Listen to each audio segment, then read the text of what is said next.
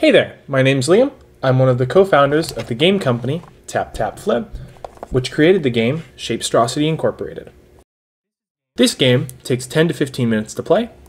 We recommend an age range of 9 and above, and it is a 2-player game.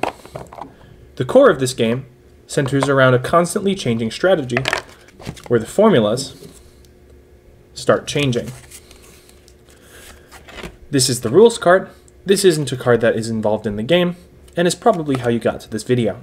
For now, we will be leaving it to the side. Additionally, you will find the rules inside of the box, which we will be going over today together. When you first open the box, you will notice a set of colorful cards. Take these cards and set them aside for now. Take these cards and set them aside for now. We're going to take the box and set it over here. Now, these cards are your monster cards, and as you can see, there are 4 different colors of them.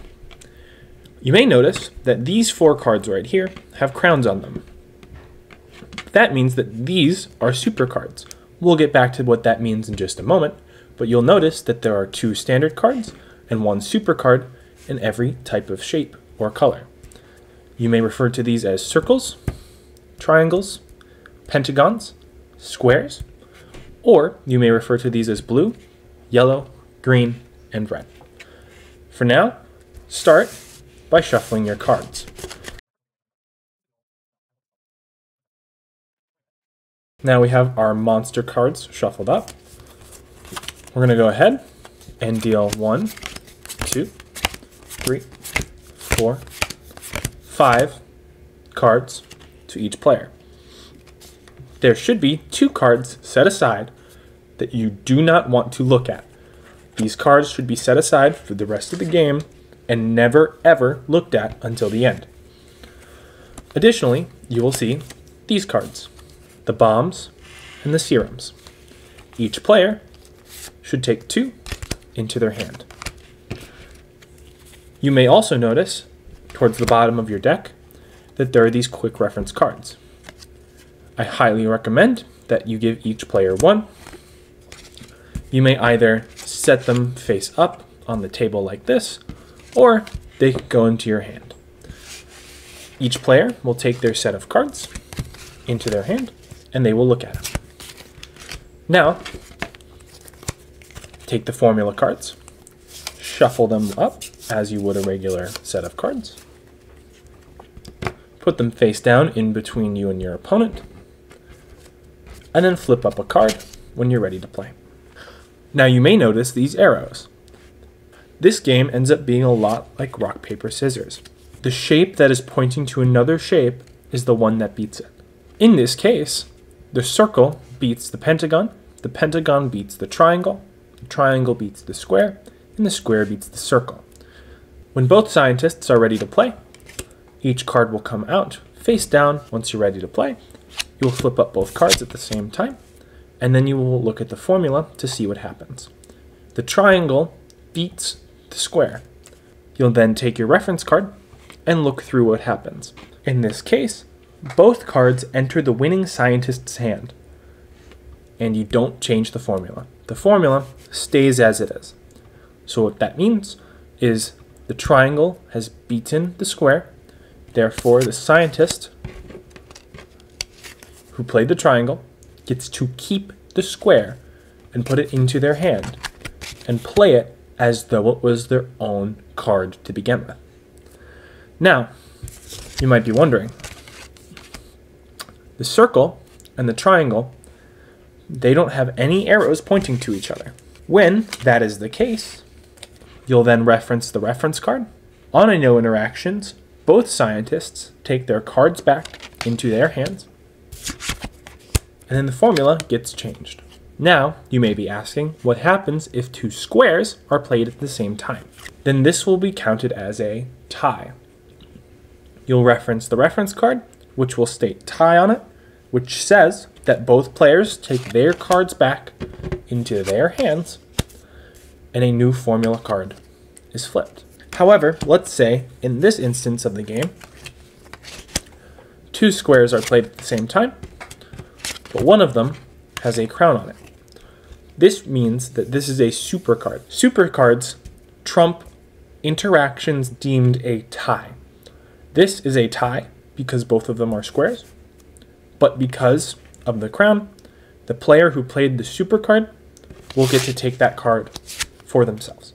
Now, if we hop back to the previous formula, just to take a look, you may have noticed this double-sided arrow right here. What that means is that there will be a tie between these two cards when they are played. So, for example, if two scientists were to play a pentagon and a triangle, this interaction is deemed a tie and will act just as a tie does. Both scientists will take their cards back and the formula will be changed. However, super cards still work. So, for example, if instead of a regular triangle, a super triangle were to be played, this interaction, which was previously deemed a tie, because of this crown, means that the player who played the super triangle gets to take that card and win it for themselves. What might happen is two super cards are played against each other. In this instance, both super cards are taken and sent to the discard pile. There may come a point in the game where the formulas don't line up so favorably. So, in this example, let's say you have a hand that looks something like this, with quite a few red cards in it. Most of these shapes beat the red card.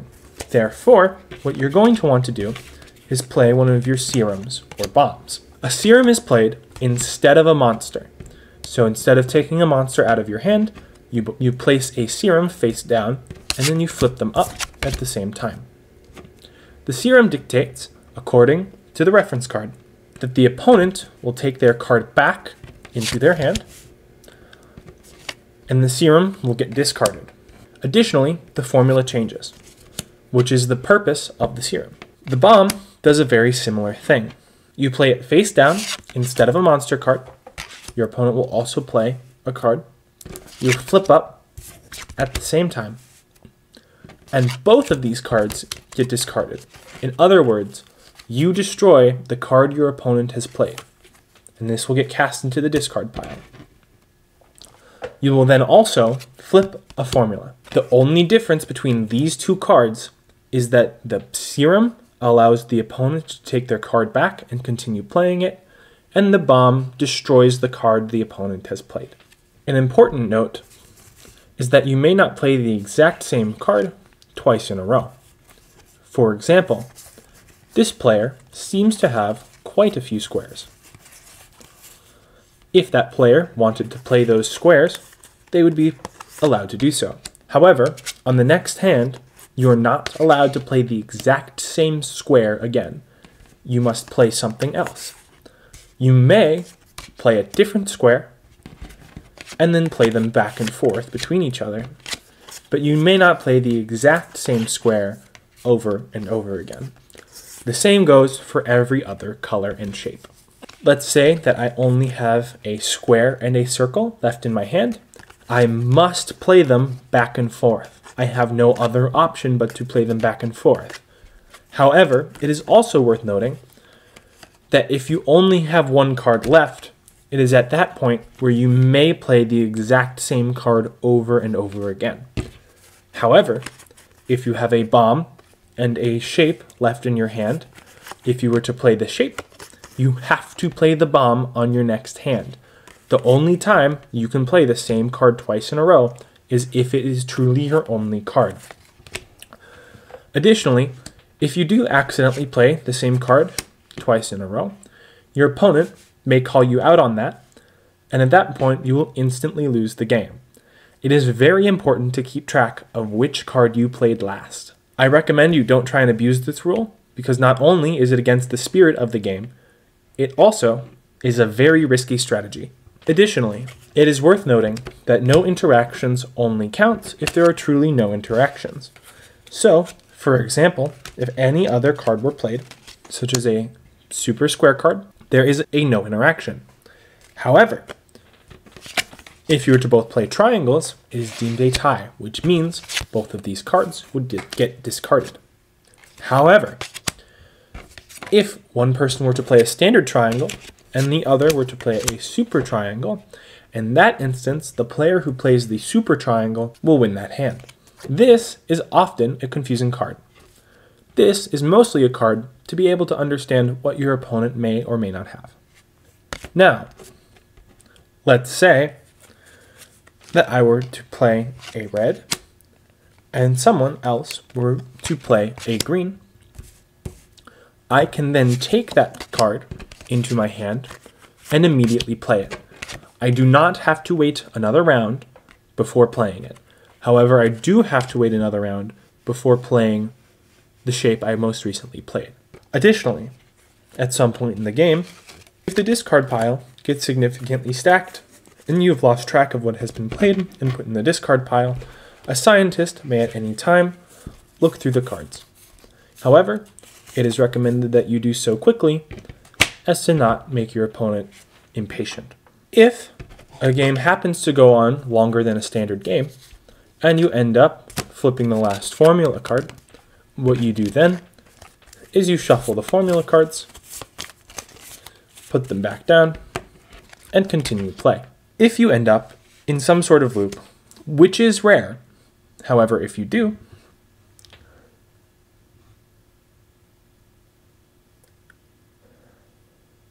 if you end up in a loop where the same cards keep getting played in a repeating order, generally this happens near the end of a game, then we recommend that you decide who wins based off of the number of cards left in your hand. However, if you still can't decide, you may send us an email and we will decide for you. Or, if you're too lazy for that, you may just play rock, paper, scissors. That is up to you. And that is Shapestrocity Incorporated in a nutshell. Feel free to reach out if you have any questions on the gameplay, and be sure to leave us a review.